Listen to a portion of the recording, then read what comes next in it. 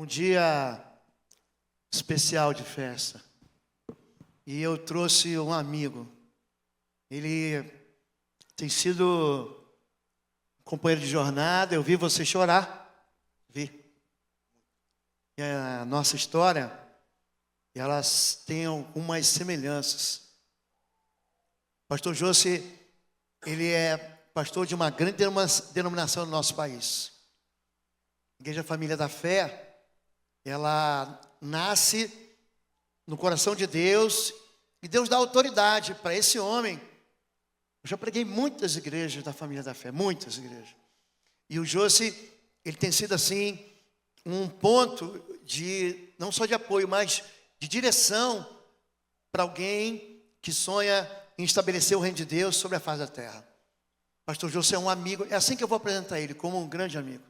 Nós nos conhecemos lá no Fogo para o Brasil, pastor Silas Malafaia, sentamos num café da manhã numa mesma mesa. Eu nem era ordenado pastor, um pastor batista no meio dos pentecostais. Oh, meu Deus! Fogo puro. Pastor, a gente se reencontra aqui na comunidade de celebração, há 20 e tantos anos, nem vou falar em Curitiba, que a gente é mais garoto. E vou algumas vezes para ministrar, esse ano já estive lá em Campinas. É uma alegria, querido. É uma alegria. Deus de Israel. Queremos muito, eu quero demais ouvir sua voz. Nesse dia em que fica marcado na nossa vida a tua presença, nós queremos que o Senhor continue nos impulsionando, nos empurrando, colocando uma dinâmica de velocidade, de avanço.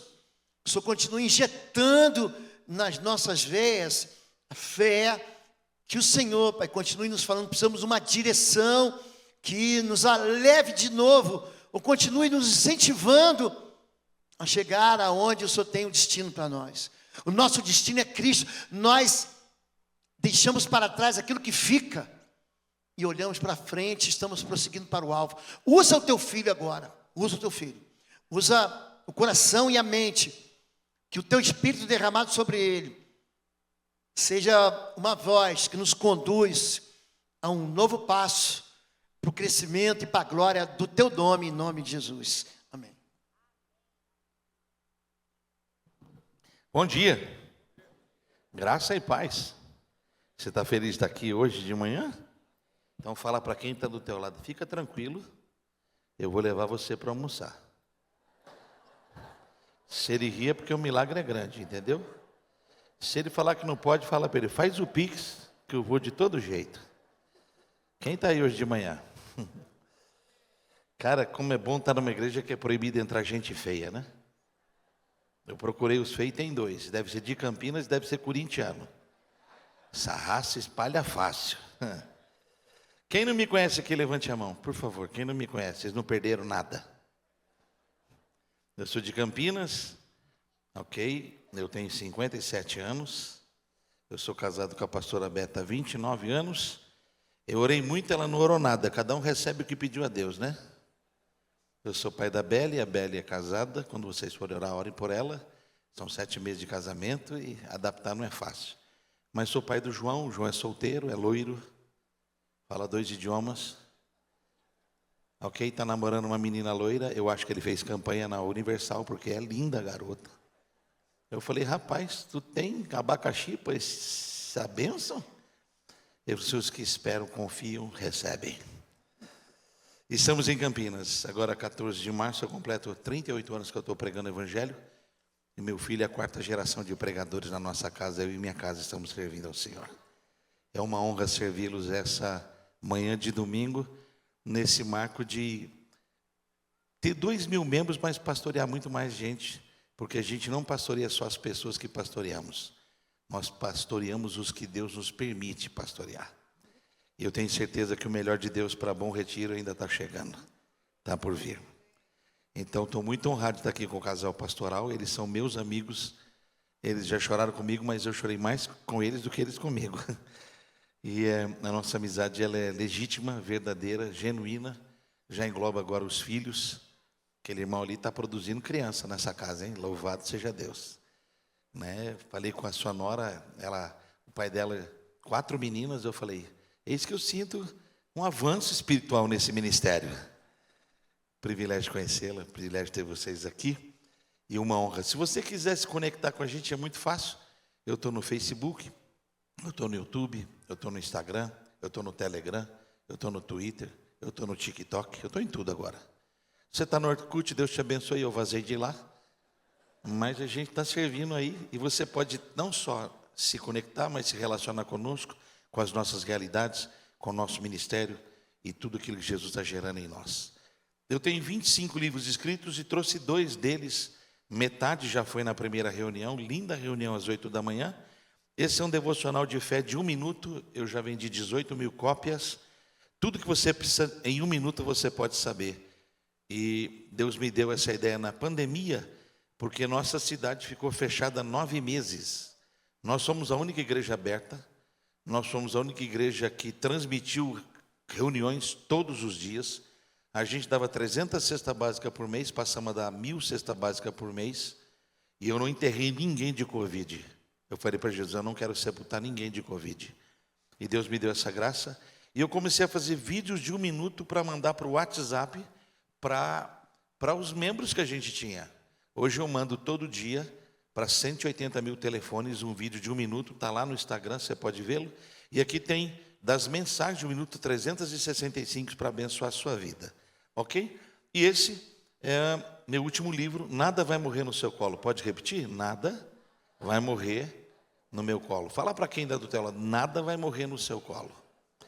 Tudo que você recebe de Deus, Satanás quer gerar um óbito, mas você tem a palavra da ressurreição. Ok? Os 2 livros vão estar ali fora, esse é 30, esse é 40, se você somar os 2, você paga 50, dá para dividir em 2 vezes, uma agora. Amado, que coisa linda, estou fora do centro. Quer trazer a trena para a gente medir se dá certo? É eu que estou tremendo, não é o púlpito não, mano, você é doido? Ele falou que está tremendo, ele não sabe que sou eu. Maravilha. Pode pôr mais para o meio. Quer tirar ele também? Fica tranquilo. Se você quiser trocar ele por 7 diáconos, eu mando agora mais 2 bispos só de oferta. Ok? Se você for levar o livro, eu vou estar ali, vou assinar para você, dá para dividir em 2 vezes, uma agora, outra quando acabar o culto. Daqui, vou dar para você esse, que você é uma preciosidade. Obrigado. À noite eu vou pregar às 6 da tarde, né? Vou pregar uma outra mensagem à noite, mas eu quero que você abra a sua Bíblia no Evangelho de Marcos, capítulo 8. Vou ficar naquilo que Deus colocou no meu coração agora cedo, para te abençoar. Continua balançando, hein? Balança, mas não cai. Música pentecostal, né? Vamos lá? Quem achou, diga amém. Quem não achou, diga misericórdia. É Marcos, tá? Um pouquinho para frente de Gênesis, antes de Apocalipse. Mas se você quiser ficar deitada segurando, eu acho que vai ficar bom. Vamos lá? Quem achou, diga amém. Vamos aqui a esse texto. Eu chamei essa palavra de uma mudança extraordinária. O capítulo que nós temos diante dos nossos olhos, ele é um texto muito precioso. E Deus me deu uma palavra nesse texto domingo passado. Na realidade, sábado de madrugada para domingo. Eu tenho tido o hábito, que é da minha família, meu avô e minha avó, eram de orações. A minha avó dirigiu o círculo de oração da Assembleia de Deus do bairro onde meus avós ajudaram a construir igreja por mais de 50 anos. Meu pai é um homem de oração. Se você chegar agora, lá em casa, ele já foi no culto das 8, voltou para casa, ele está organizando o almoço dele, mas entre a reunião da manhã e da noite, ele vai orar umas 4 horas. Jejua 2 vezes por semana, sol a sol. Ele tem 88 anos. E a nossa casa é uma casa de pessoas que têm um hábito da oração. Eu tenho tido esse desejo pessoal de gastar tempo aos pés do Senhor. Eu tenho entendido que as pessoas elas estão muito preocupadas com a performance do ministério deles ou delas, com a imagem. Eu tenho tido uma preocupação pessoal, pastoral. Eu não quero ser conhecido por falar bem. Eu não quero ser conhecido por ter construído algo grande. Eu quero ser lembrado por ter andado com Deus. Quando eu vejo o texto da transfiguração do Senhor Jesus diante dos 3 discípulos que dormiram e acordaram e viram o Senhor transfigurado, e viram Moisés e Elias, e eles disseram: façamos uma tenda para cada um de vocês. Uma tenda para Elias, uma tenda para o Senhor Jesus, uma tenda para Moisés. O Eterno disse: não vai ter mais tenda, filho, porque os seus planos são bons, mas os meus são melhores. Eu estou cobrindo vocês todos com a minha nuvem. Eu tenho acreditado que Deus, em certos momentos, Ele permite a gente fazer tenda. Ele permite a gente construir nossas coisas.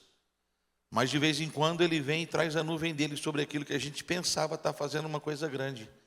E é o que eu vejo aqui. A nuvem moveu para cá. Ninguém deu glória, mas vou repetir. A nuvem moveu para cá. Não é o esforço que vocês estão fazendo.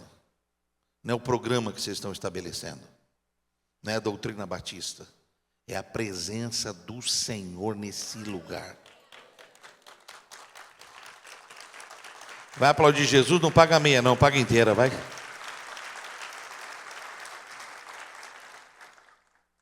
Eu posso fazer uma coisa muito linda do meu jeito. Eu posso construir uma coisa muito que impressiona. Mas o dia que eu não estiver, aquela coisa vai permanecer e prevalecer. E eu não acredito que vocês estão vivendo um momento sublime. Eu acredito que vocês estão vivendo um momento de restituição. Porque essa igreja viveu um tempo bom, veio crises, e de repente Deus olha para um lugar que é dele, que tem coisa boa sendo feita, e Ele fala: eu vou fazer agora a glória da segunda casa.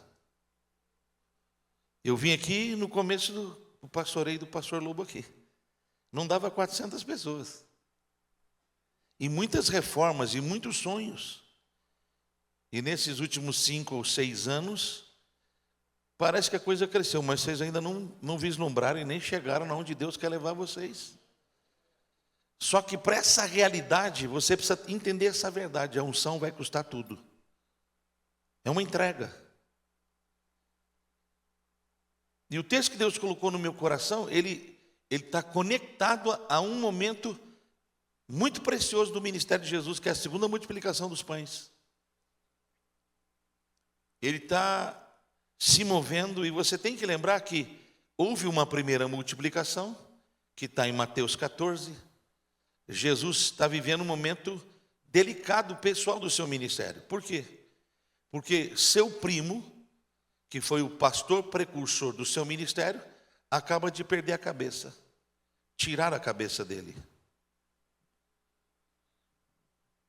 Ele é informado da morte de João e ele diz: entre os nascidos de mulher, ninguém é maior que João, mas todo aquele que é nascido no reino.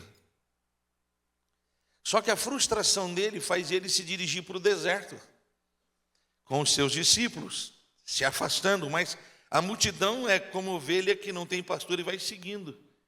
E de repente no deserto, as escrituras vão dizer que ele começa a ministrar. Ele transforma a frustração dele em manifestação de poder. Ele começa a pregar a palavra, curar enfermos, libertar cativos, anunciar o reino e a chegada da palavra de Deus de uma forma diferente para aquele povo.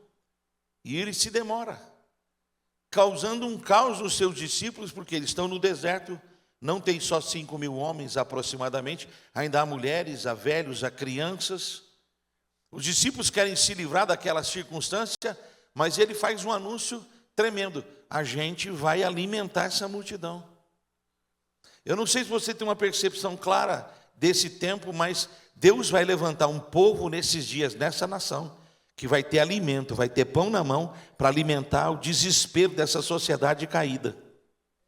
Graças a Deus tem uns 3 améns desse lado ali. Ainda não teve, mas Deus vai já visitar você.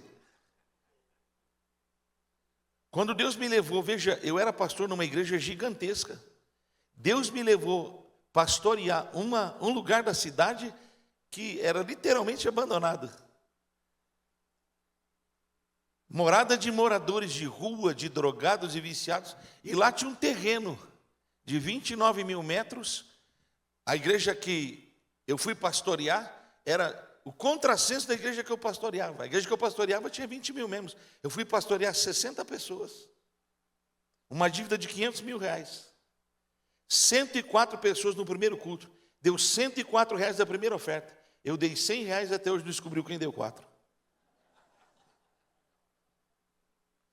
E a minha mulher perguntou, foi boa a entrada? Falei, a entrada foi boa e a saída também. Porque 100 foi para pagar o moço que ficou lá fora vendo os carros. E nesses 13 anos que eu estou pastoreando esse ambiente, nunca teve a ver com o meu plano meu planejamento ministerial. Nunca teve a ver com a organização que eu gerei. Tudo tem a ver com a manifestação da graça de Deus naquele pedaço esquecido de cidade, cujo metro quadrado custava 100 reais, hoje vale mais de 5 mil. E eu estou comprando a área, eu mostrei para o pastor Lobo, ele esteve lá, eu estou comprando essa área de 29 mil metros, ela vale 90 milhões. A gente foi para um leilão do governo com o clube que lá tem uma posse de área, e a gente está pagando 12 milhões.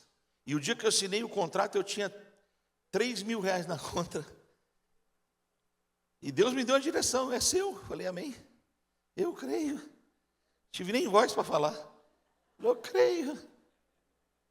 Eu pedi ao pastor, quando teve ele agora em janeiro, falei assim, ora aqui comigo, porque veja, nós já pagamos metade e tem outra metade para pagar. E não tem a ver com dinheiro, tem a ver com fé.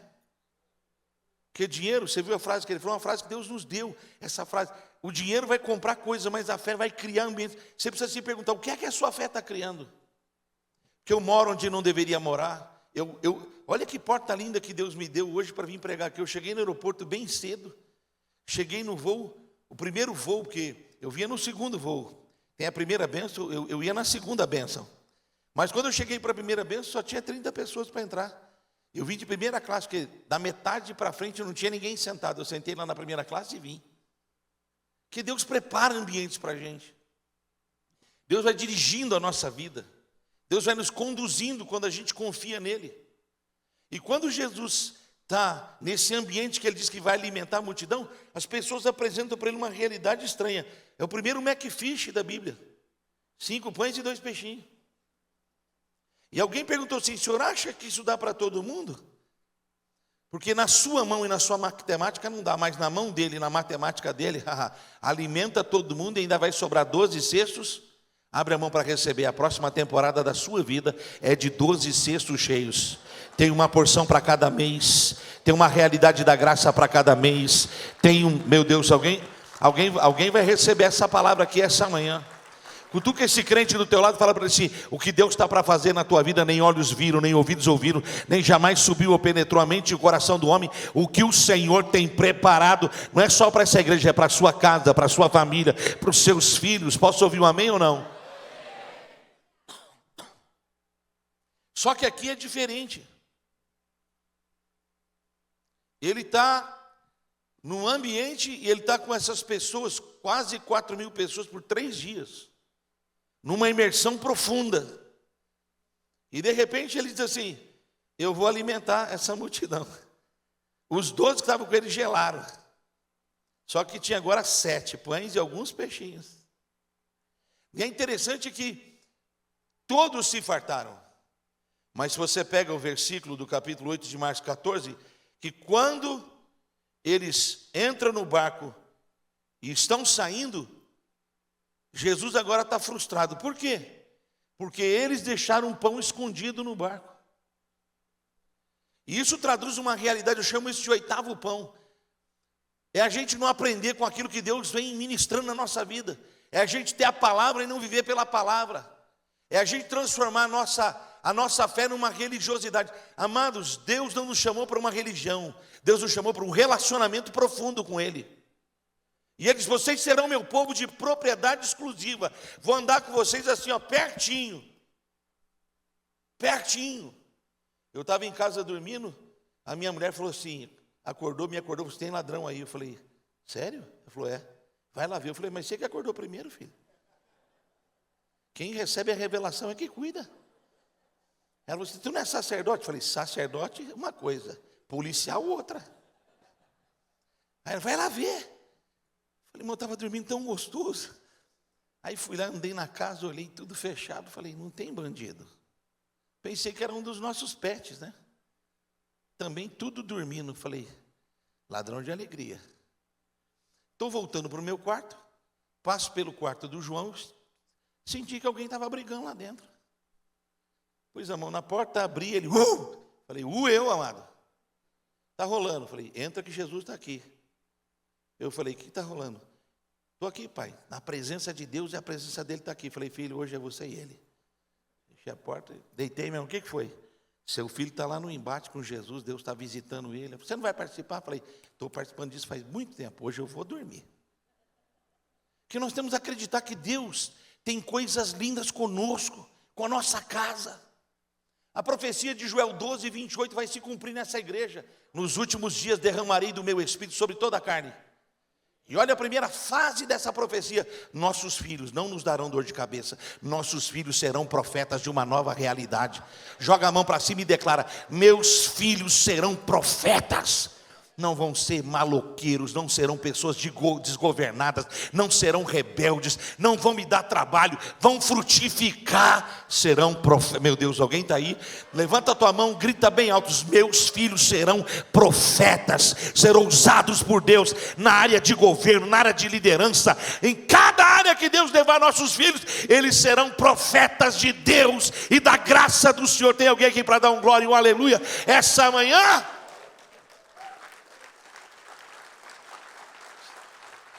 Fala aí para a pessoa do teu lado: seu filho vai ser um profeta, amado. Você não vai buscar ele numa boca de fumo, você não vai buscar ele em um lugar estranho. Ele vai ser uma bênção que Deus vai levantar para essa nação, precisando de referenciais. Os maiores referenciais serão os nossos filhos, porque o Salmo 112 tem uma promessa: os nossos filhos serão a geração mais poderosa na terra. Meu Deus, vocês vieram hoje ou eu estou sozinho? Ah, irmão, eu sou pentecostal, hein? Se eu der lugar, eu arranco meu blazer e jogo para o alto. Quem está aí? A gente tem as coisas de Deus na nossa vida. A gente tem experiência. Alguém aqui tem uma experiência profunda com Deus? Levante a mão, deixa eu perguntar. Vou perguntar só para te ajudar. Alguém já foi curado? Alguém já foi liberto? Alguém já foi transformado? Por que nós temos essa mania de esquecer de pôr os nossos pães na presença do Senhor? Porque cultuamos em parte, porque adoramos em parte, porque nunca somos inteiro para Ele. Deus não está procurando nem quem fala bem, nem quem dá mais. Ele está procurando verdadeiros adoradores que adorem o Pai em espírito e em verdade. Esse ano que passou de 24 lá na igreja foi um ano incrível, porque Deus falou conosco que era um ano do manifestar da presença dEle. E nós temos práticas espirituais que falam da nossa fé. Geralmente um culto como o da ceia, eu faço questão de ungir os enfermos para a cura. Mas Jesus curou 64 pessoas de câncer, sem ter posto a mão, sem ter tocado, sem ter uma unção. Ele faz porque ele ainda continua sendo o mesmo Deus. Meu Deus, vocês estão aí ou não? Domingo passado, uma garota da igreja, houve 2 acidentes essa semana em Campinas que viraram notícia no Brasil. Um moço que pegou uma Ferrari lá perto da igreja e acabou com a Ferrari. Recém-convertido, também está lá com a gente. Esse abençoado, esse bendito, perguntou: por que Jesus me protegeu? Falei: mas te protegeu. Era para tu ter ido. Era para tu estar já nos braços do Pai. Ele só levou a Ferrari. Você ele deixou para você saber quanto é que custa essa benção. Mas dali perto tinha uma menina que os pais há um ano encontraram Jesus. Foi liberto das drogas, o pai dela.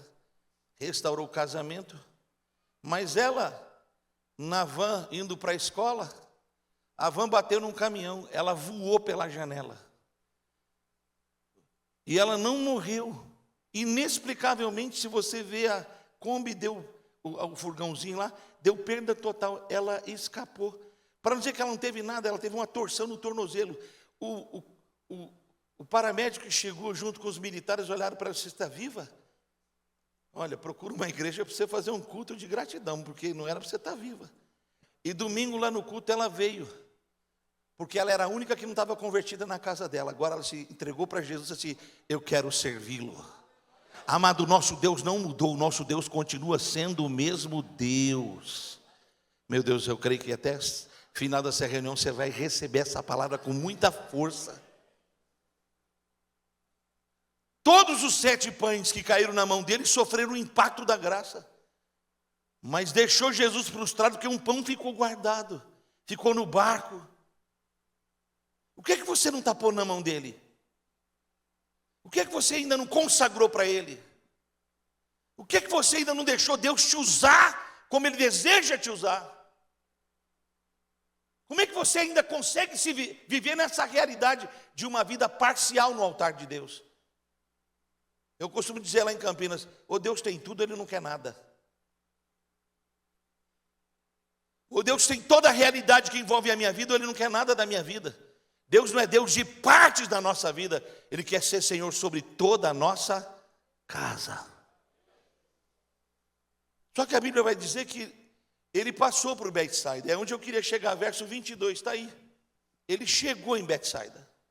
Quando ele chegou em Betsaida, as pessoas de Betsaida trouxeram para ele um cego, para que ele pudesse tocá-lo. Porque corria a fama que aonde a mão dele alcançava ou tocava, as pessoas eram restauradas. Então alguém preocupado com a realidade desse cego, preocupado com o que esse cego vivia, trouxe esse cego a Jesus para que ele, pelo menos, ele o tocasse. Eu vim declarar: levanta a sua mão, quero professar na sua vida. Esse mês de fevereiro não termina sem que Deus toque em algumas áreas da sua vida, de forma que ele coloque tudo no devido lugar, para que o nome dele na sua vida seja glorificado. Tem alguém para receber essa palavra profética? Tem alguém para receber essa mensagem dessa manhã? Eu vim declarar que onde Deus tocar, coisas que há 20 anos você não vê ajustar, Deus vai ajustar, para que você perceba como ele tem cuidado de você e da sua casa. Posso ouvir um glória a Deus, um aleluia ou não? Mas estranhamente ele não tocou no homem. Ele segurou o homem e puxou o homem para fora de Betsaida. Ele conduziu o homem para fora. Ele não chegou porque trouxeram e imediatamente tocou para que o homem recebesse. Ele tirou ele de Betsaida. Ele saiu daquele ambiente, ele saiu daquela realidade e trouxe ele para fora.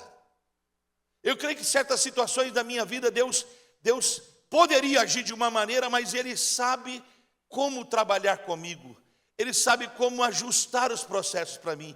Ele sabe como me conduzir. E às vezes ele me conduz para uma nova realidade, porque ele tem sua maneira de fazer. E fazer o melhor por mim e para mim. Só que a Bíblia vai dizer que quando ele traz esse cego para fora, esse cego, ele está vivendo uma realidade. João capítulo 9, verso 2 vai dizer que os discípulos com Jesus passaram por um cego e perguntaram: Senhor, quem é responsável por essa realidade que ele vive? Talvez foi seu pai que pecou. Se ele nasceu cego, alguma coisa está errado na vida dele. E as pessoas sempre vão procurar um culpado para aquilo que a gente está vivendo, para aquilo que a gente está enfrentando. Quando a minha sogra, 2 anos atrás, depois da 5ª vacina que era obrigado os idosos tomar, ela teve um mal súbito, caiu, e a gente levou ela para o hospital. Ela ficou 72 dias na UTI, em coma. Era comum uma pessoa falar: foi a 5ª dose, foi a 5ª dose. E quando eu entrei naquela UTI com a minha sogra lá, há uns 15 minutos, o médico me disse: tudo bem? Eu falei: tudo bem, minha sogra. Ele falou assim: reúne a sua família que o funeral vai ser hoje. Eu disse para ele: doutor, eu respeito seu trabalho, mas essa mulher aí tem uma palavra.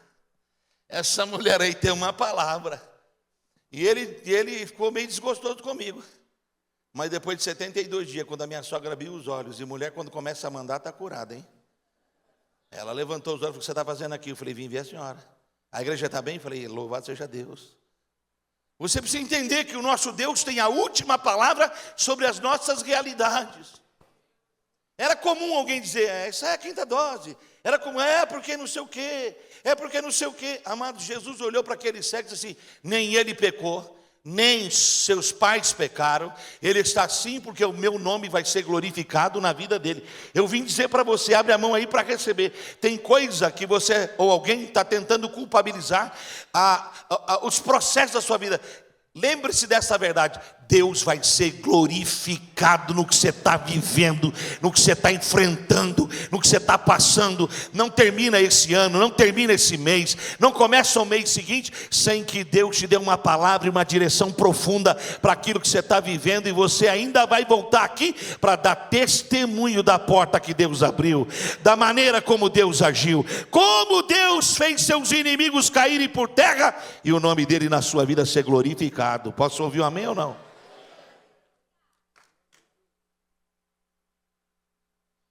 Agora o cara é cego, tem essa realidade, como Bartimeu que ficava no caminho cego, capa cobrindo ele. De repente ele ouve que Jesus está passando, ele começa a gritar. O que é que as pessoas disseram? Você não tem direito a nada, moço, você é um esmoler, você fez tudo errado, você está pagando alguma conta. Mas ele não deixou as vozes falarem mais alto. Ele aumentou o volume da adoração dele e começou a declarar: filho de Davi, tem misericórdia de mim. O pastor citou aqui, estamos agarrados na ponta do altar, porque a misericórdia de Deus será maior na nossa vida. E onde abundou pecado, vai superabundar Meu Deus, alguém está aí hoje ou não? Vocês vieram ou não? Só que Jesus está com esse cego e aí ele vai complicar o processo. Porque ele gospe no chão. Ele faz uma meleca. Agora imagina, eu sou raiz, sabe, amado? Eu usei leite de rosa. Anai, terra. Cortei em barbeiro, lembra? O cara botava você na cadeira, girava, punha um prato em cima e cortava a lateral. Fiz meia sola de sapato.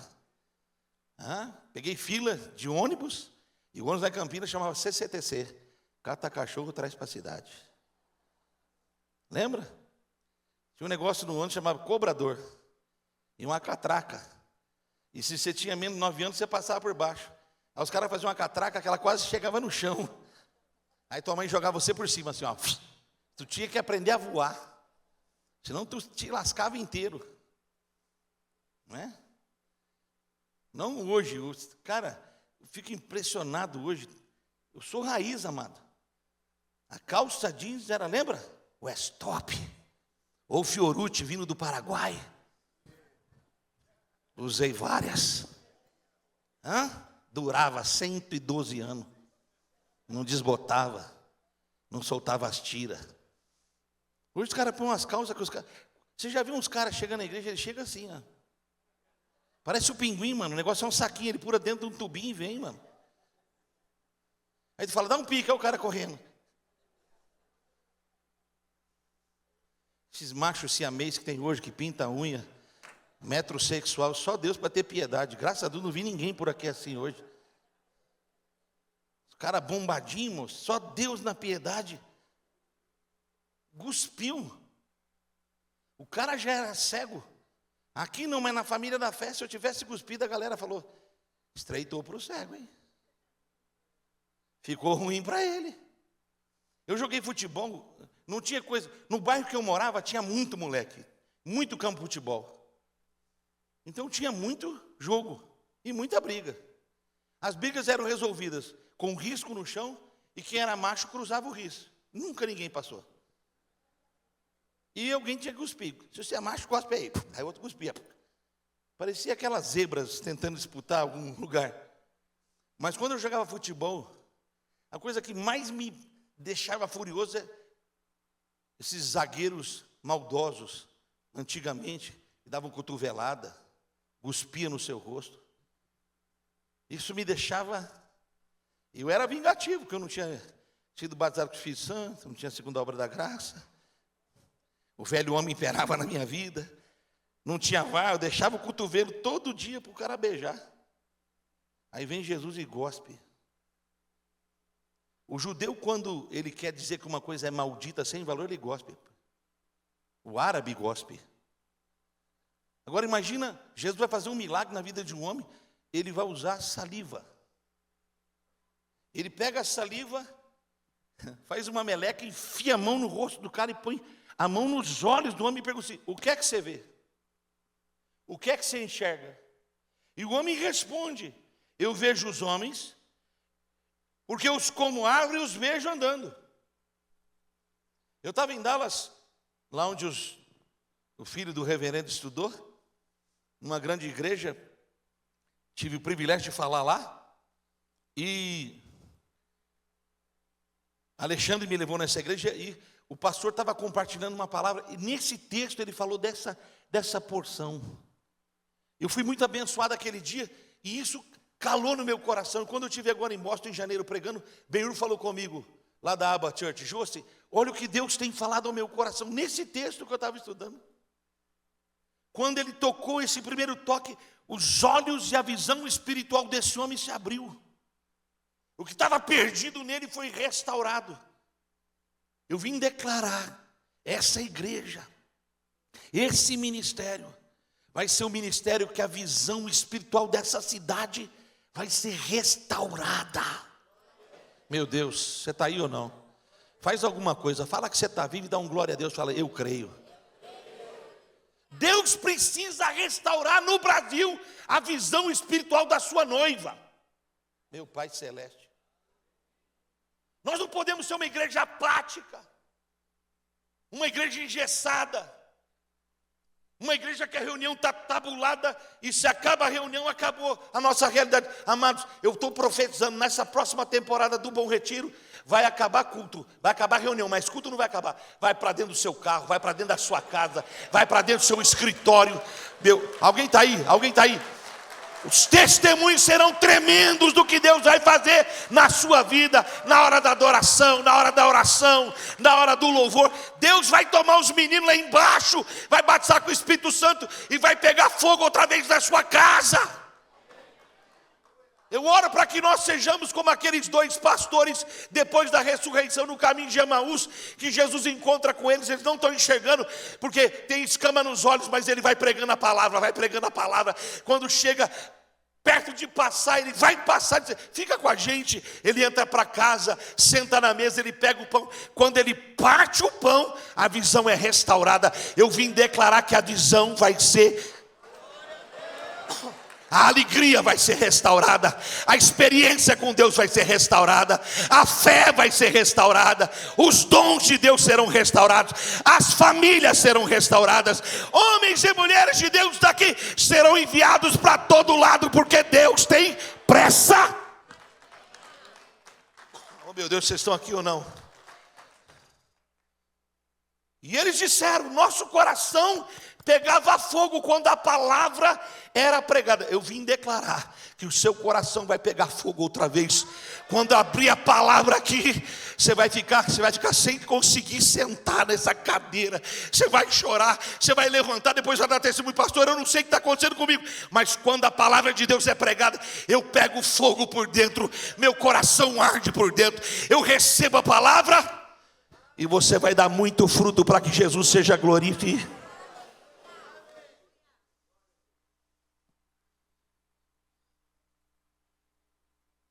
Uma pessoa sem visão espiritual, amado, num mundo tão espiritual como esse que a gente vive, ele é um cego, ele é um perdido, fadado ao fracasso e fadado ao engano. 1 João capítulo 2, versículo 3. Nem só de rios viverá o homem, mas de toda a palavra que sai da boca de Deus. Que você abre hoje um celular, é informação, é informação, é informação, tudo coisa rasa. E tu fica com a cabeça um trevo, você não sabe se os Simpsons estão falando a verdade. Você fala: meu Deus, olha aqui os Simpsons outra vez. um povo que não tem conhecimento da Bíblia, um povo que não tem visão espiritual, um povo limitado, entra numa batalha espiritual, não sabe nem aonde vai, o que faz, mas Deus vai abrir teus olhos. Fala para o teu marido, se prepara, Jesus vai te pegar. Fala para esse santo, Jesus vai te pegar, amado. Deus tem pressa em levantar aqui.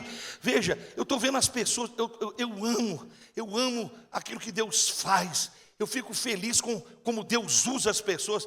Agora tem um processo de homem para todo o Brasil, todo mundo quer entrar. Amado, pergunta se alguém quer vir para a igreja passar 3 dias orando.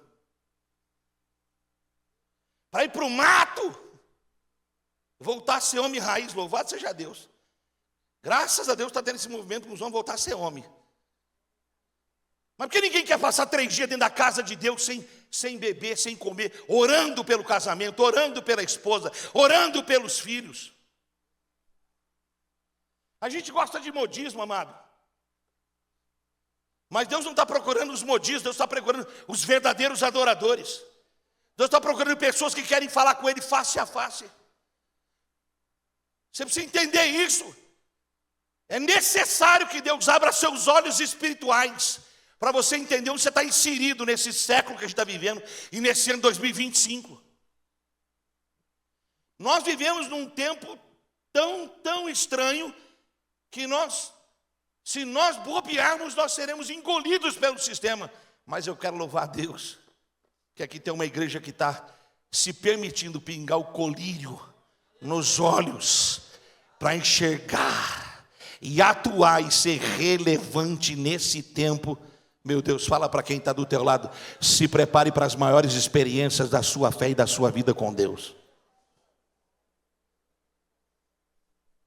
Aí o texto vai dizer que o Senhor tocou nele segunda vez, está aí verso 24. E quando o Senhor tocou nele segunda vez, o texto vai dizer que ele via claramente, com clareza.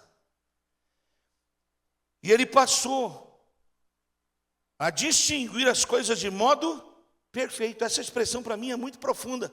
Ele conseguia ver o espiritual sem perder o natural. Ele compreendia se situar na presença de Deus, mas se situar na presença das pessoas. Ele conseguia entender essa realidade do que Deus queria fazer com ele, mas conseguia entender a realidade de se mover nos processos e nas relações. Ele teve uma visão plena. E a minha oração para essa igreja e para a próxima etapa, que a gente consiga alcançar essa maturidade do varão perfeito, mas a simplicidade do homem Jesus. Essa plenitude do divino e a simplicidade do humano. Hoje as pessoas só valem o que elas vestem. Se você tem uma roupa de marca, você é importante. Você tem uma bolsa de marca, você é fina. Você tem um carro bonito lá fora, você é alguém. Você tem um título, você é isso. Amado, essa geração que está aqui hoje não viveu de marca de nada. Seja sincero. Tu usou que chute, amado? Primeiro sapatênis da história pós-moderna. Tu lembra o chulé que essa miséria dava? Tu ficou complexado com a de chulé? Tem alguém aqui que apanhou de cabo de vassoura da mãe? Alguém? Você ficou complexado? Sou de psicólogo? Hoje tu fala com o menino, tu vai obedecer. Você fala, o que é isso, garoto? Minha alma saiu do corpo.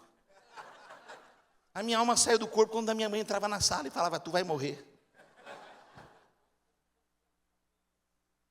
Alguém foi filho de uma santa mulher de Deus pequenininha que dava tapa igual gente grande?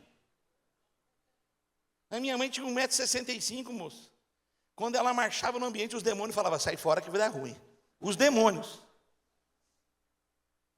E um dia eu estava no campo de futebol, tinha 22 moleques jogando e deu briga. 22 moleques.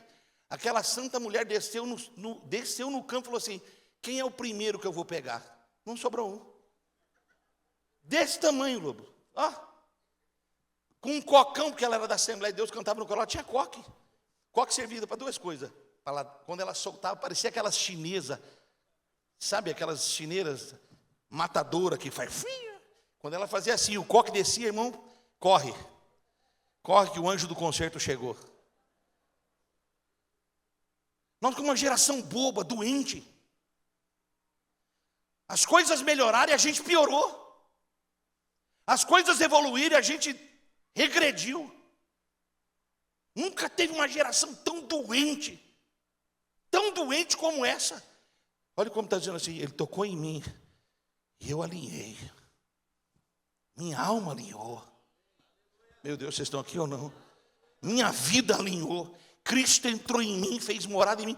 Eu sei que a vida tem demandas tremendas, rejeições, ataques emocionais, batalhas na alma. E existem ferramentas para ajudar, mas com todas as ferramentas que estamos tendo, nós estamos indo de um abismo para outro abismo. Mas eu creio nessa integralidade do Evangelho, onde Jesus entra, o pecado vai embora, a maldição vai embora, Satanás vai embora, a malignidade vai embora, a graça faz morada. Ele fez de mim uma pessoa transformada. Pode fazer de você e pode fazer do seu marido. Eu conheço gente ruim que virou homem de Deus. Eu conheço pecadores que se tornaram grandes homens de Deus, porque o nosso Deus, sua maior obra não é abrir os olhos de um cego, é abrir o coração de um pecador, é pôr luz nas trevas internas da nossa vida. Eu vim declarar que esse lugar vai ficar pequeno para aquilo que Deus vai fazer. Que se Deus te alinhar, Deus alinha a tua casa. Se Deus te ajudar, Deus ajusta. Meu Deus, vocês estão aqui. Se Deus te ajustar, Ele ajusta seu casamento. Se Deus te visitar, visita os teus filhos, visita os teus pais.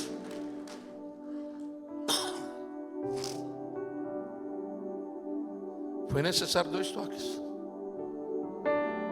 Os pregadores antigos chamavam esses toques de os toques da graça, a salvação e o batismo com o Espírito. A vida de transformação em Deus e a vida de santificação que Deus trazia. Nesses 2000 que Deus já trouxe, eu quero profetizar que esses toques de Deus vão fluir com naturalidade nessa casa. Se prepare para ver essa igreja se tornar um ambiente de milagres. Aquele mesmo ambiente que Jacó encontrou no deserto, ele fez de uma pedra travesseiro. Eu já tentei, em alguns momentos da minha vida, em alguns ambientes, dormir com a minha cabeça numa pedra. Nunca consegui, porque a dor é incrível. Mas o desespero de Jacó era tão grande que ele dormiu fazendo de uma pedra travesseiro. Só que quando ele despertou, ele disse assim: Deus estava nesse ambiente, eu não sabia. Vou repetir: Deus estava nesse ambiente, eu não sabia. Deus está tocando nos teus olhos, você vai ver que Deus está nesse ambiente que você está e você não sabia. E quando ele viu que Deus estava nesse ambiente, ele viu isso através da percepção do sonho. Mas de repente os olhos dele se abriram, e sabe o que ele viu? Ele viu uma escada. Ele viu o quê? Uma escada. A escada estava aqui na terra, mas tocava lá em cima no céu. E quando ele foi narrar esse ambiente, ele disse assim: e nessa escada tinha anjo que subia, tinha anjo que descia. Ele viu em visão anjo que subia, anjo que descia. Treina comigo, faz assim, ó. Mas me ajuda a pregar. Pergunta: o que é isso, pastor? É esse ano de 2025 na sua vida. Deus vai abrir seus olhos espirituais, e você vai ver na sua vida, na sua casa, anjos subindo, anjos descendo, anjos subindo. Eu vejo o céu aberto sobre essa casa. Eu vejo uma intensa atividade de Deus na sua vida, na sua história.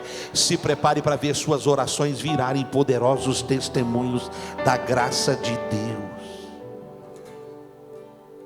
Você está aí ou não? Mas ao terminar essa ministração dos toques, o Senhor deu uma orientação para ele: não volte ao lugar que eu te tirei. Você não combina mais com Betsaida. Você não combina mais com o mundo, filha. Uma menina me procurou para fazer o casamento dela, e eu falei: tudo bem, eu faço. Falou: estou com um problema. Eu falei: qual? Meu pai não vai vir no meu casamento. Eu falei: por quê? Porque eu disse para ele que no meu casamento não vai ter bebida. O que o senhor acha? Eu falei, Jesus da glória. Por que eu perguntei? Porque parecia uma bica de sinuca, né? Eu falei para ela, fala para o teu pai que é bom ele saber, você saber o valor que você tem para ele. Eu falei, o que seu pai gosta de beber? Ah, pastor, é chegada no chopp. Eu falei, quanto é que custa um chopp? Ela falou, não sei, mas deve custar uns 12 reais, né? Eu falei, então fala para ele, pai, se a minha vida e aí a relação com os seus parentes está aquilatada no preço de 12 reais, não precisa ir no meu casamento. Eu acho que eu tenho um valor maior que esse. Ela sentou na mesa, o pai dela veio, eu não vou no seu casamento porque você não quer honrar a gente com isso. Ela falou, papai, não precisa ir. Porque eu pensei que eu valia mais do que os 12 reais do chopp que você vai dar para os meus parentes. Aí ele calou e veio no casamento. Aí eu preguei o sermão daquela noite, quanto vale uma filha? E toda vez que eu falava assim, isso aqui sabe quanto ela vale.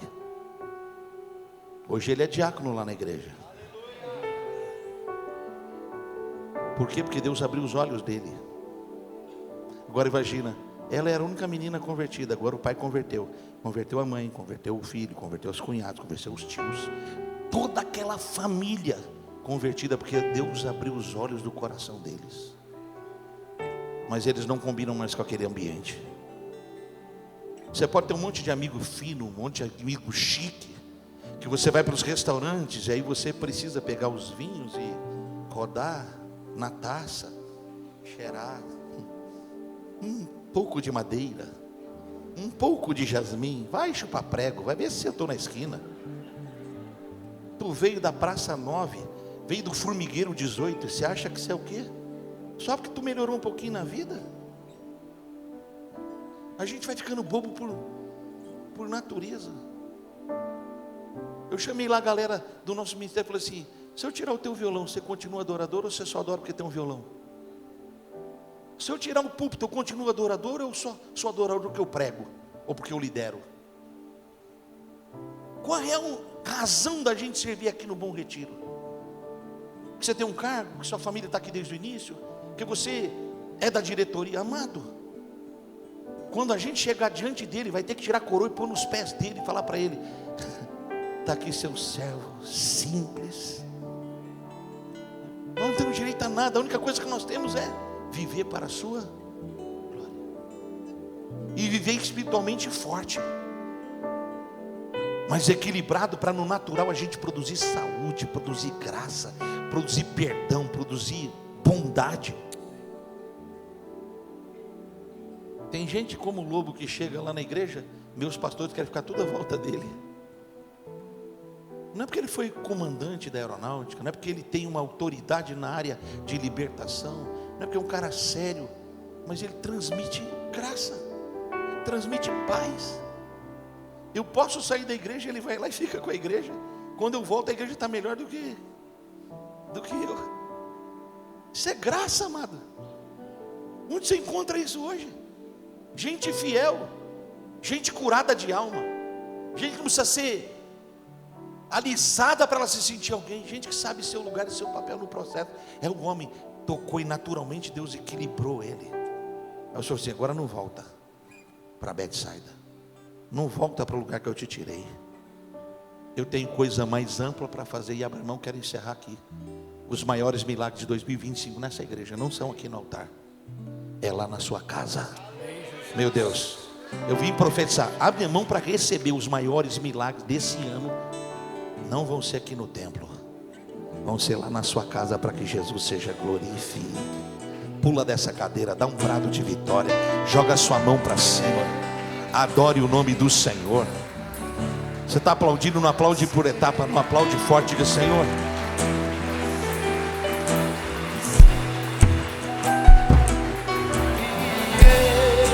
Escute isso.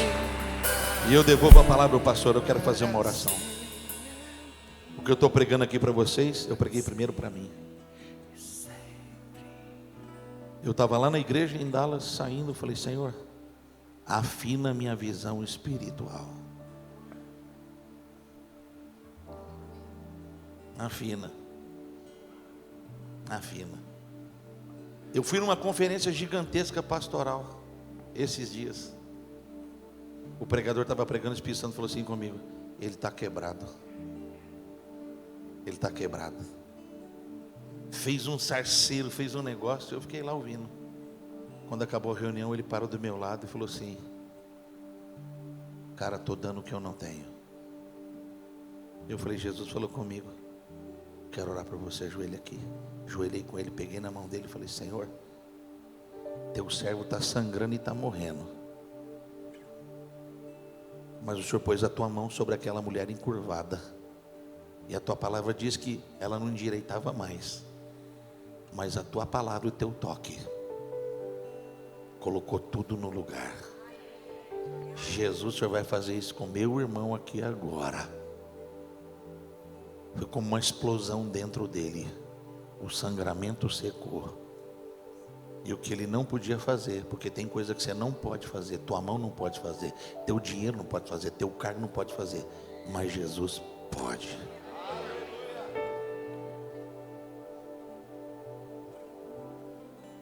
Essa manhã, se Deus falou com você, escute bem isso. Abra bem seu ouvido para ouvir. Essa manhã, se Jesus falou com você, seu lugar não é aí. Não estou chamando ninguém aqui para o altar para conversão. Agora estou chamando o povo de Deus para um toque da graça de Deus que alinha a nossa vida. Não dá para você viver essa vida espiritual que você está vivendo, filho. Não dá. Tua água está só no tornozelo. Você tem que ir para as águas profundas. E Deus está procurando gente que quer coisa profunda com Ele. Para Ele fazer o que Ele quer fazer aqui, precisa de gente profunda. E a unção vai custar tudo. Se essa manhã Jesus falou com você, pede licença do seu lugar e chega aqui no altar, eu quero orar com você. Vem cá. Vem rápido. Enquanto a gente adora, você vem. Põe a mão no altar, não precisa ajoelhar não. Põe a mão no altar, porque o altar não toma nada de ninguém. O altar entrega. O altar devolve. Vem para cá. Vem rápido. Vai entrando.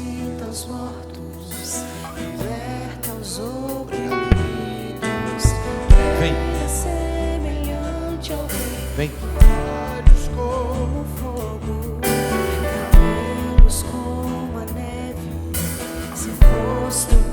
Estou esperando você aqui, vem.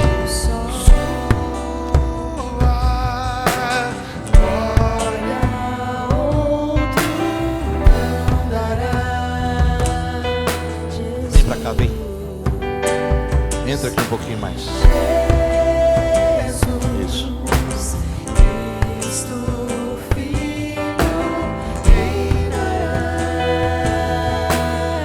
Dê um passinho para frente para outros chegarem, vem.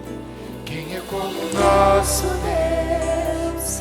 Quem é como nosso Deus? Poderoso nas batalhas, poderoso para salvar.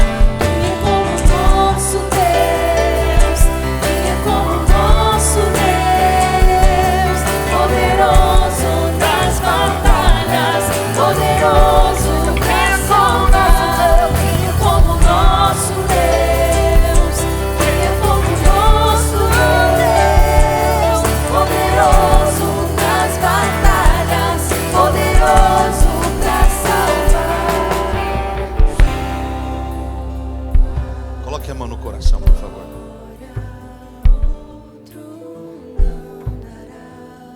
A gente não precisa ter medo das coisas espirituais, porque as coisas espirituais são de Deus. Deus não dá coisas espirituais que sejam ruins. Tudo que o nosso Deus faz é perfeito. Tudo que o nosso Deus faz é bom. Eu estava tendo um culto lá agora, em dezembro. O Hernando Santos estava comigo.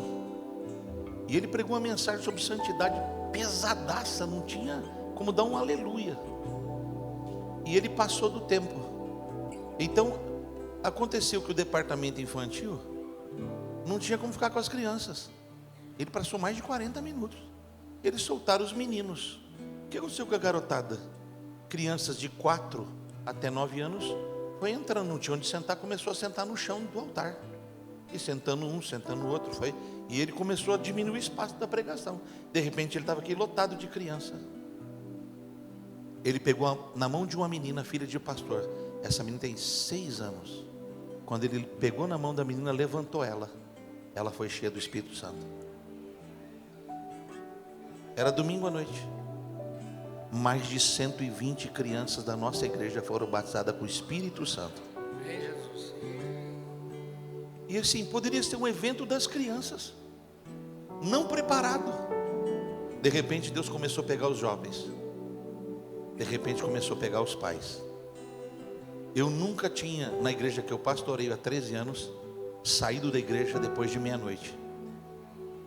Nós ficamos lá até mais de meia-noite, ninguém ia embora, porque o Espírito Santo, a nuvem, estava lá. As nossas reuniões de adolescentes, sexta-feira, estão dando mais de 600 adolescentes. Não estou falando de jovem, não estou falando de criança, estou falando de adolescente. Sexta-feira agora eu tinha 600 adolescentes num ambiente. É quase a quantidade que tem aqui. Aqui tem um pouco mais, umas 800 a 900 pessoas. Lá tinha 600 adolescentes. Que Deus está abrindo os olhos deles. Se Deus abrir os nossos olhos, a nossa casa vai ser diferente. Se Deus abrir os olhos desse ministério, amada, não vai ser uma igreja que cresceu no Paraná, é uma igreja que cresceu no Brasil e influenciou outros ministérios. Deus já deu visão espiritual para os seus pastores. A gente teima em guardar o pão no barco. A gente teima em ficar na nossa vidinha. Deus está dizendo: eu quero fazer obras ainda. Diga comigo, Deus fará obras ainda maiores. E Deus me deu uma máxima para a minha vida: enquanto eu cuido das coisas dele, Ele está cuidando das minhas. Eu vim declarar: a próxima temporada desse ministério não é como foi. Será no poder do Espírito Santo e da graça e da palavra do Senhor. Põe a mão no coração, ore comigo. Pai, eu quero declarar esta manhã na tua casa, como as tuas mãos alcançaram os olhos daquele homem, os olhos do meu entendimento e do meu coração também serão alcançados pela tua palavra. Abre a minha visão espiritual, me dê autoridade espiritual e discernimento acurado para poder, Senhor, viver tudo aquilo que o Senhor tem prometido na sua palavra. Eu ouso consagrar minha vida a Ti. Eu ouso entregar tudo no Teu altar. O meu 8º pão está no altar. E se a Tua palavra tem sido liberada, nada ficará sem o impacto do Teu poder e da Tua graça. Senhor Jesus, entra nas relações, entra nos ambientes familiares, entre nas coisas relacionais que estão tão enfermas e dá o teu toque de cura, dá o teu toque de graça, dá o teu toque de alinhamento. Gera e abre como tu abristes a visão de Jacó naquele ambiente, Senhor. E ele pegou o óleo dele e derramou sobre a pedra, dizendo: eu tenho uma aliança com esse Deus de Abraão, de Isaac, também Deus da minha vida agora. Senhor, eu quero abençoar essa igreja, eu quero abençoar esse ministério, eu quero abençoar a visão pastoral, profética dessa igreja. Essa igreja vai ser um luzeiro em Curitiba. Essa igreja vai ser um referencial, não na denominação, mas nesse estado. Senhor, Pai, faz cair as escamas e faz arder o nosso coração pela Tua palavra e pela Tua presença. Eu ouso declarar: o que os olhos não viram é o que o Senhor tem preparado, o que os ouvidos não perceberam é o que o Senhor está manifestando aqui essa noite, essa manhã. Esse povo vai tomar um posicionamento novo diante de Ti, e a Tua graça vai ser abundante, e as nossas orações virarão poderosos testemunhos. Senhor, eu vim declarar que a nossa bênção e a nossa promessa vai se materializar, vai ser palpável, para que o Teu nome seja adorado. Eu abençoo este povo, eu declaro: abram-se os olhos, abra-se a visão, Pai, equilibra esse povo, permita-nos ver como o Senhor vê, para manifestar como o Senhor deseja. Eu declaro a vitória desse povo, eu declaro a graça do Senhor abundante na vida desse povo. Eu declaro a tua presença não ficará aqui, mas irá com eles por onde eles forem, e o teu nome vai ser glorificado. Eu abençoo esse ano de multiplicação, mas algo ainda maior está por acontecer. Oro e abençoo os teus filhos em nome do Pai, do Filho, do Espírito Santo. Se alguém crer, joga a mão para cima e dá um brado de vitória, glorificando o nome de Jesus.